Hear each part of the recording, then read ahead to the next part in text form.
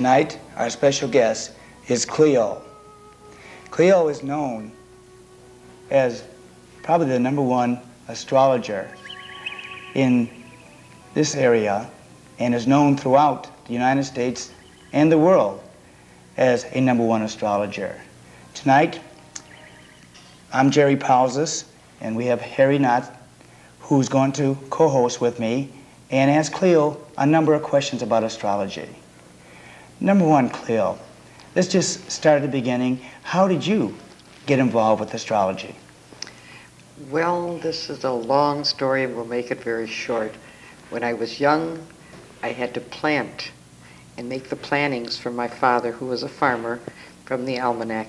And that was my first interest, was through the almanac, to find out the different signs. And it was kind of exciting for me because it was a whole new discipline I'd never been introduced to before. And I found it entertaining, and I found it truthful, and I found it helpful, and that's how I got started. Miss Cleo, I know very little about astrology, so perhaps my first question would be, what would qualify a person as an astrologer? I know it's been around about 5,000 years, so is this something that's handed down from generation to generation, or is it a self-proclaimed profession, or did you go to college? Well, I've gone to school, but not for astrology, and yet I've taught astrology at Marygrove, at the college level there. The whole discipline was started because at the time, biblical times and before Christ, the only thing that you were worried about was enough food to eat. And then the next thing after you had food to eat was who was going to war against you in your area and who was going to take your land. So they created, and it's a strange word, I know, they created a closed shop where you had to go and apprentice very young, and sorcery, witchcraft, physicians, physicists, pharmacy, religion, all together was grouped into the discipline called witchcraft, which at that time was a very high level kind of discipline. And as Christianity came into the world, and as happens to a lot of areas and to a lot of people, it became corrupt. And when Christianity became an entity in itself as a belief, they discounted anything that was corrupt or had power over the people. And it was used mainly to plant. That's how it was used and started. So through the years it was handed down and written about, and truth stayed. The things that were truthful stayed, and the lore was set aside. And today's world, it's a whole different story because we're using a lot of the scientists to prove some of the theories in astrology. So it's become a viable vehicle for understanding your oneself, for recognizing cycles, for many, many things that you and I just wouldn't have any idea of to use it. But it's used in business. I do a lot of business charts, and I do personal things, but mainly love, health, and money. That's where most people's greatest agony and joy is, and so that's why we use astrology, for more understanding. And this is why one of the reasons it's a divine discipline. It is another tool, like you would learn an alphabet, and that's a tool for learning and reading and writing, and to learn faith, which this astrology is just an added to learning procedure and things to learn and to understand what we're here for. Cleo, have you found, any problems with the churches and their beliefs or understanding of astrology being maybe associated with sorcery or some of the past falsehoods in a way? Of course, and rightfully so. And I'm saying rightfully so, even though it is my particular art. One of the biggest problems we have is for those that are confused or in need to grasp it as a lifesaver and to expect astrology or anything else to give you the total answer or to run your life is wrong. And religion has an absolute correct assumption and a correct approach. To use it for understanding, yes. To use it to help your life be better, yes. But to disregard all your logic or willpower or faith in anything else or anyone else or any other power, to give it to astrology to run your life, no, it's wrong. It's just morally wrong. It's just not right. And the longer I'm in it, and people say, do you believe in God? The longer I'm in it, the more I know there is one supreme being someplace. And it's a really hard thing to understand, but as you go further on into something, you'll know, you'll understand that there is something, because it's not explainable any other way. What you're saying then is that your particular teachings is in harmony with the Bible. It is not in contradiction to the Bible. And not only the Bible, but all of the philosophies that are religious, be it a Christian or Muslim or Judean or Oriental, all of those have a very direct faith in a being that can't be manipulated and can't be turned and has moral laws and has rules to follow. And that, yes, I believe in that, and I teach it through that principle, that you follow first the fact of a human being that is an image of a higher being. And that's a very important thing. People forget that, because they look at me and they say, oh, look at your hair. I love wearing robes. I enjoy it. I love ornaments. That's my own personal thing. But belief in something is a really precious personal thing. I never talk about death when we're doing astrology and I'm not saying it's not important in the sense of not being important, but the quality of your life and the way you live is much better to understand that than the length of life. Better to have had a short life and to be very productive and very positive than to have a long, miserable, destructive life. Have you found, Cleo, with the economy today and more people maybe searching and more people with added responsibilities or added problems, have you found maybe per se an increase of people calling you or coming to you? I think that's true anytime that our world gets into trauma. When it's very bad or very good, I get busy. Because when it's going very good, they say, okay, now what can we do with all these great things? What can we do to make our life better? And when it's very bad, say, when is it going to end? And there's a solace that comes with knowing timing and knowing when it's going to start, when it's going to end, what to kind of expect. And yeah, I do get busy. I can stay busy 24 hours a day, but if I do that, I'll burn out, I'll be useless. But to become an astrologer, you've got to have a background of a lot of other things too. It isn't just having the knowledge of the discipline itself, where it goes, what to do, the mathematics. You've got to have some common sense, because people are coming to you asking you like a doctor or like a good friend, and they want good common sense first, because that's what they're there for. They're for help.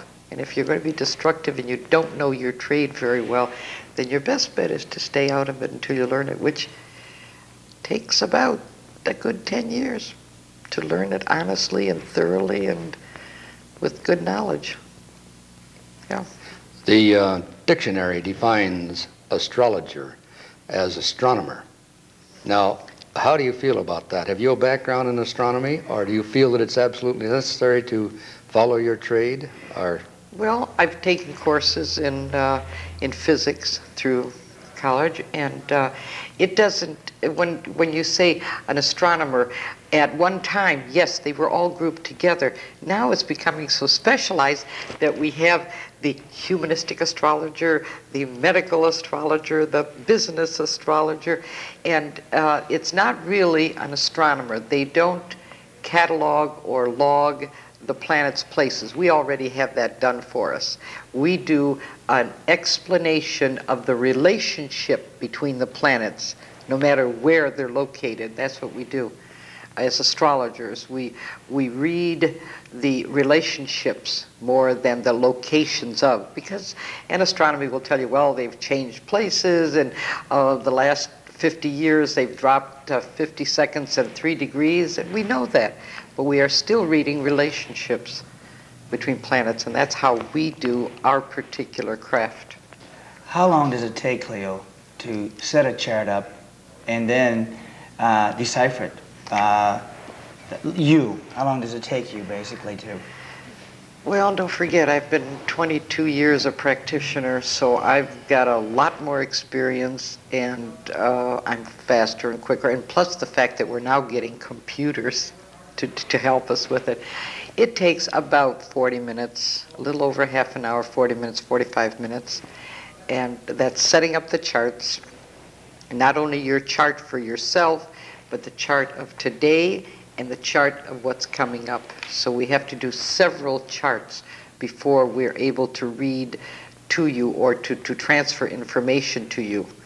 So it's not just one chart. Do your clients get back to you quite often then? Oh, yes. Yes, I've got repeat business and steady. And sometimes when someone's going through trauma, you don't mind spending 2 or 3 times with them in a month.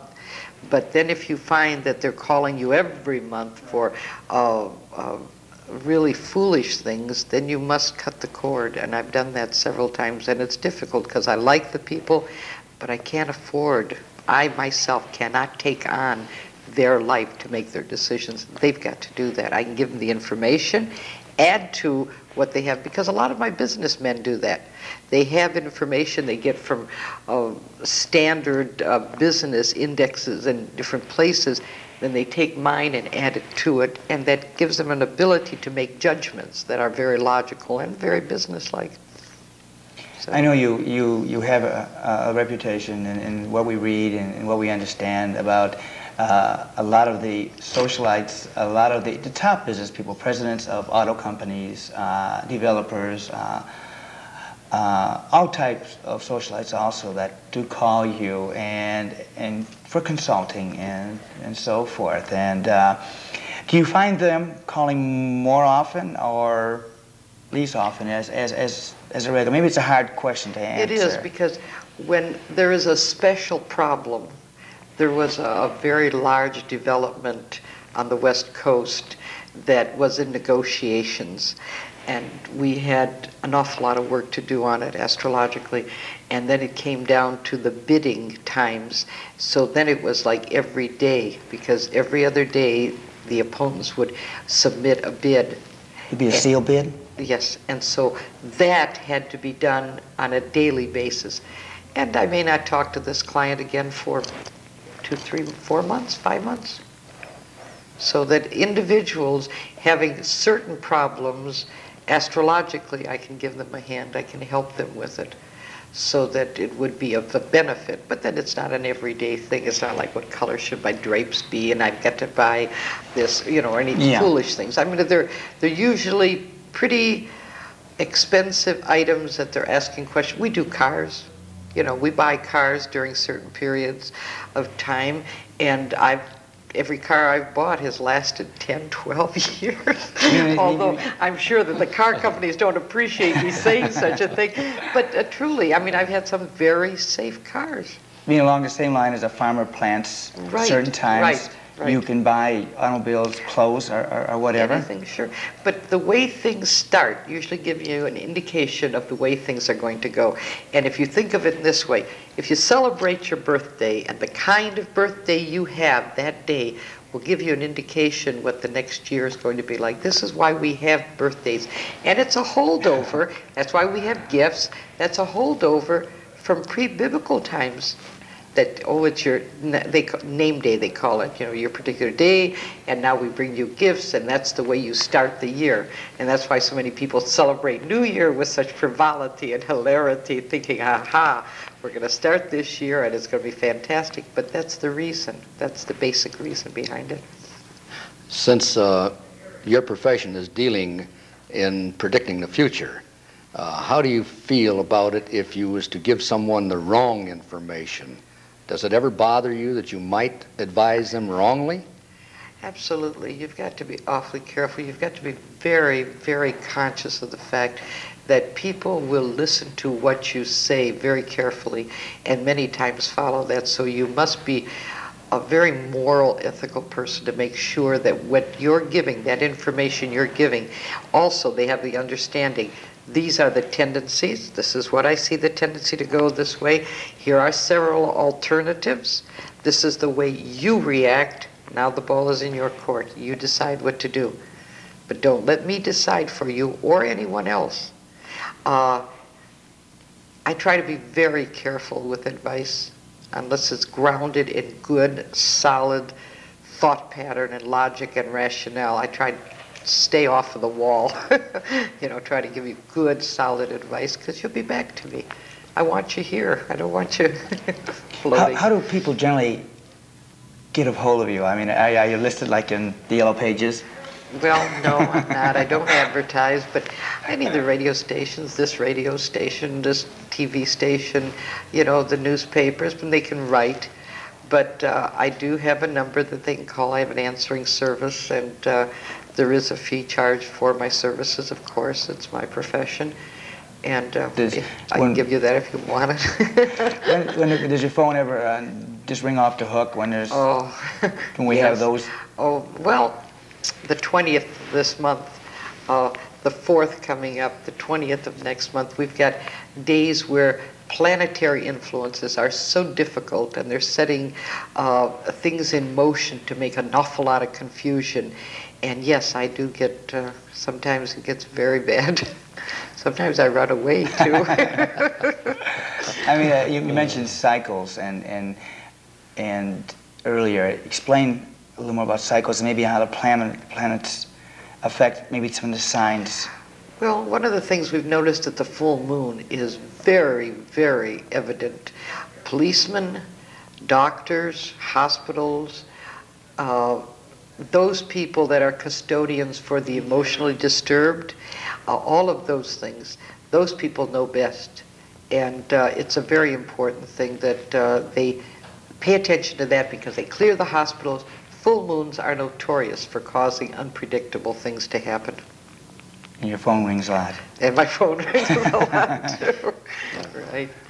Recently, there's been a couple of the ministers to touch back on the religious angle of it that have preached against your profession. How do you feel about those particular preachers? Well, I must say that in every profession you're going to get those bad apples. And when you do, what can I say? I mean, there are some that are careless, that are irresponsible, but in every profession. And if it's against the religion, then a person should not seek this kind of counsel. There are psychologists, there are ministers, there are other people that counsel, and you could seek their professional help if it's against your religion.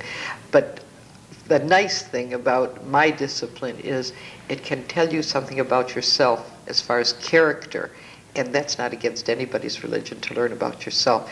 But the predictive thing, yes, I can understand it, and I sympathize, and I concur that in some areas they're right. But I myself, I've had very, very good success, and I'm very happy with it, and I'm awfully careful too that I don't damage, and I try to be constructive. So I'm responsible. You do a lot of work, Cleo, with a lot of charitable organizations. You know, I've seen you, the Jerry Lewis Telethon, and the Cancer Society, and many, many, many others. It indicates a lot of love in your heart for doing a lot of good and getting out there and contributing to the community more so than charging fees and so forth, as a lot of people judge most astrologers by, maybe. And which of the charities do you enjoy most? It doesn't make any difference, Jerry. And the reason I'm saying that is that if you get, you give. And if you're asked, you give. And that may sound a little bland, but I don't know how else to say it. If it has to do with children and it has to do with misery and you need help, I'll do it. If I can possibly fit it in, because that's all part and parcel of my belief. You help, I help, we all help, we get the job done. And that's why I do a lot of those. Now, the astronomers, they have several clubs. Actually, the Warren Astronomer Club is giving doings at Meadowbrook, July 16th and 18th. Do you belong to either one of those clubs? No, I'm a very poor joiner. Did you have you read recently where the Dr. Kirshner from the University of Michigan found the black hole in the universe? They've known that was about the completely black- devoid of stars. Yeah, right.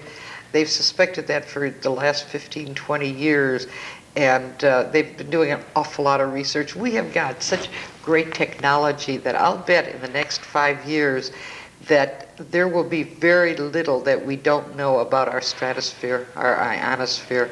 I think that all is going to be investigated because we're moving in technology so fast, our computers, our microcomputers, and I think that's a great help because the more we know, the more information that we have about not only ourselves, but in the world and the galaxy and the universe we live in, the more understanding. And I think that that's a great, great important thing, that understanding thing. I'm hoping that someday that understanding will stop wars. Well, isn't it true that some of our men in history, such as Hitler and Napoleon, and I think it even goes back as far as Hannibal, Yes. that would not go into a war or wouldn't do anything unless they consulted their astronomer, or I mean the astrologer. Well, they did that because there were no other ways. There was nothing available to them. I mean, you know, they couldn't pull out a map and say, oh, remember what's his name did it this way, this is the way we do it, so that they would time it and what they would look for, because our planetary influences can cover everything. And there is a good time to start something, and you don't start it on a day that's bad. You don't start it you start it on the most auspicious day that you can choose, and that's the reason for it. And poor old Hitler, if he weren't so crazy, you know, might have even gotten around us with the use that he made of astrology, because it worked for him up to a time. And then his own personality came in, and there was a great loss there. Let's look at Michigan for a minute. Let's look at that. We've talked with many political people and many economists and so forth, and let's get an astrologer's view about when and will Michigan get out of its depression or recession or whatever label we want to put on it. Okay. Well, you know that last year in October, the Free Press asked me that same question, and I said May for the economy to change the 14th or 15th, and I was very happy because they put it in the paper. That's exactly the day it changed. You're asking when? For everything? For how much? You know, they asked me a specific question, that was the automobile thing, and that's when I said. But I'm thinking to myself that it'll be somewhere towards the beginning of spring when we have perhaps a whole attitude change. And you've just seen it, you know, this Yes to Michigan program that's coming up. It may not be the right slogan, but it certainly is the right idea.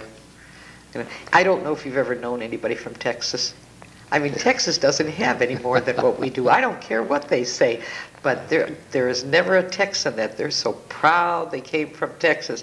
It's dusty, it's dirty, the roads, the cities, the cosmopolitan cities, they just don't have any more than the rest of them do to holler about.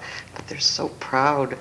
And that's what we need here in Michigan. And that's why they want to buy the lakes from Michigan. Recently, it's been in the paper that they wanted to buy them. But going on just a little further now, I read recently, too, where there were some astrologers that felt that the predetermined events were a cut and dried affair, that you would either have it or you wouldn't have it. What do they feel? Do they feel that our life is charted right down a little narrow road, that we can't deviate from that or have anything to say about it ourselves? Or so you're saying something that's hard to answer, but I'll answer it, and it may sound sexist, racist, ethnic, but I'm going to say it. Have we ever had a short president? They've all been tall. Have we ever had a black president? They've all been white. Have we ever had a Jewish president? They've all been WASP. Have we ever had a disfigured or a handicapped president? President Roosevelt. No. But you could never see it. All you could see was from the waist Nobody up. was. And so was Kennedy, you know, and so were several others, but it wasn't an advertised thing. So that what I'm saying to you is that our physical, mental, emotional outlook determines the kind of life we lead. And oftentimes I'll say to somebody, well, pigs don't fly. And they'll say, what's that got to do with it? And I'll say, there is a certain makeup in an animal like a bird that can make it fly. And it certainly is different from the pig. And it is not that one is better or worse, it's just that it's different. So that if your particular makeup, your emotional makeup, your physical makeup, your mental makeup is of a certain type, if we had the ability today, we could pretty much chart your course within a little bit of framework of slack too. But there are certain things you cannot do because of these other limitations. Or there are certain things you can do because you have these certain traits, attributes. So that predetermined, don't like the word, but within a certain percentage framework, I would have to say yes. Yes. You as a gentleman, the chances of you bearing a child, I would have to say is probably 100% no. I mean, so when you're saying to me, I would like to, well, like to, want to, but the chances are, so that's a simple example of predetermined physical, mental, emotional inability to do something that you perhaps might want to or may not want to. But that's what I'm saying to you. Predetermined, I would have to say the chances are about 80%. Yeah, you can fight the system and you could possibly slip through because of certain emotional or mental things, or possibly physical things. Recently, you do more than just charts. I read a clipping in either the Free Press or the Detroit News on the Flash Bash and reading teacups. Yes. Jerry, all of the disciplines I've had a curiosity about. I read coffee cups and teacups and hands and handwriting. Cards. Cards, both kinds. I think they call that a different name, don't they? Tarot cards Tarot and cards. the straight deck. Mm-hmm. The I Ching, the numerology, the Chinese astrology, and it all ties in together. But I've had to learn the other disciplines because I've asked questions just like that. Yes, I do those other things too. Great. We're going to give you a chance at the end of the show, which is a few minutes, to maybe read our palms. And our audience will have to maybe find some results from you personally. Maybe at a further time on United Cable we can have you back.